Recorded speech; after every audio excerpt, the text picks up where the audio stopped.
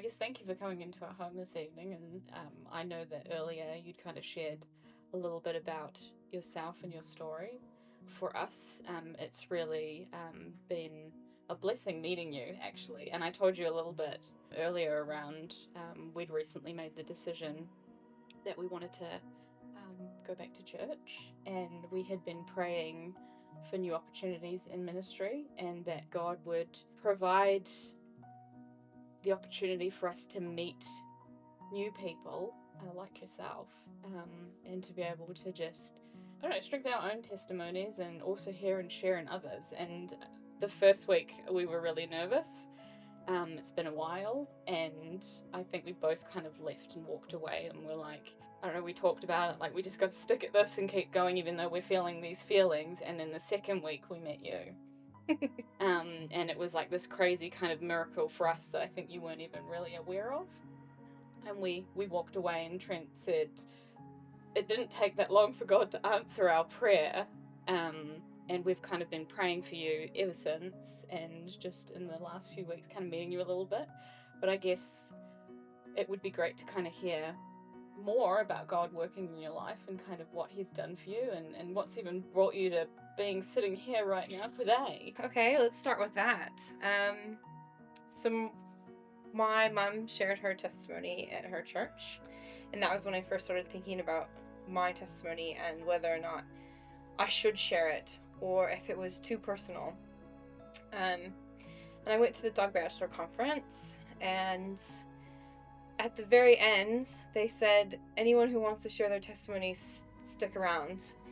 And I still was really unsure in my heart, and I sat there and I thought, gosh, should I share my testimony? And so I said a little prayer right then and there, and I said, God, I'm not going to stay here today and do my testimony.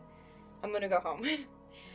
But if you want me to share my testimony, then you need to make it happen. So the following, I think it was maybe 2 weeks later, I went to church, and I met Clayton.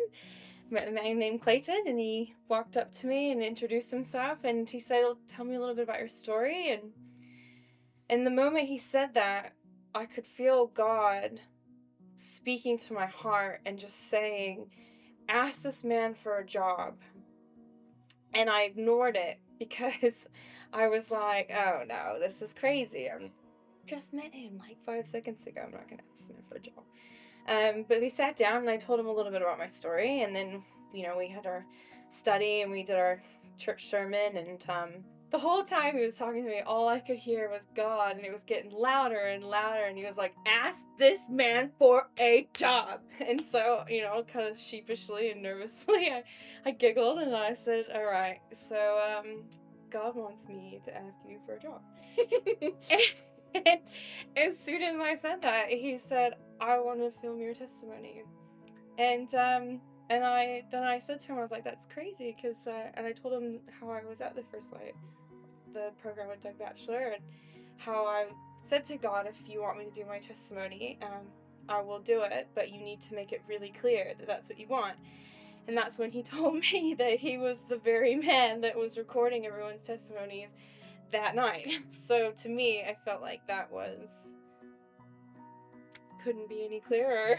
That was God just very clearly arranging this moment. So that's why I'm here. Yeah. So when I was little, I grew up in 2 places.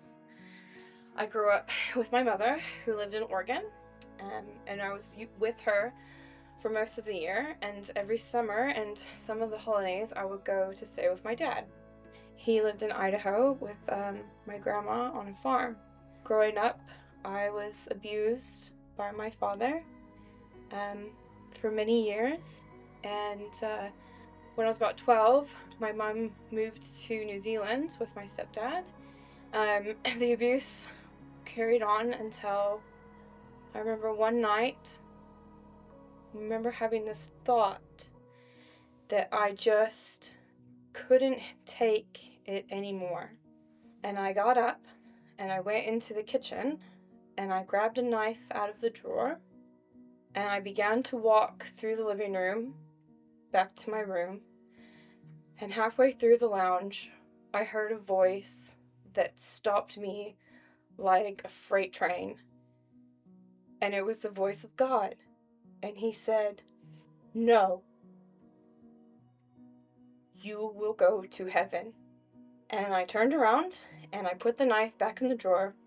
And the very next day when I went to school, that was when I reported him to the police. And I came to live in New Zealand with my mom. For the first few years, things were good. I mean, they weren't too bad, I guess. I had a lot of hope in my heart. I felt like things were going to be great. I felt like all of the suffering of my life was over, and I believed that karma would reward me for doing the right thing, and that things would just work out in this miraculous way. They didn't, obviously. I realized fairly quickly that life wasn't like that, that there was no such thing as good karma, bad karma, and the better you were, I felt, the kinder you were, the more the world beat you down. And that's what the world did to me. It started to beat me down.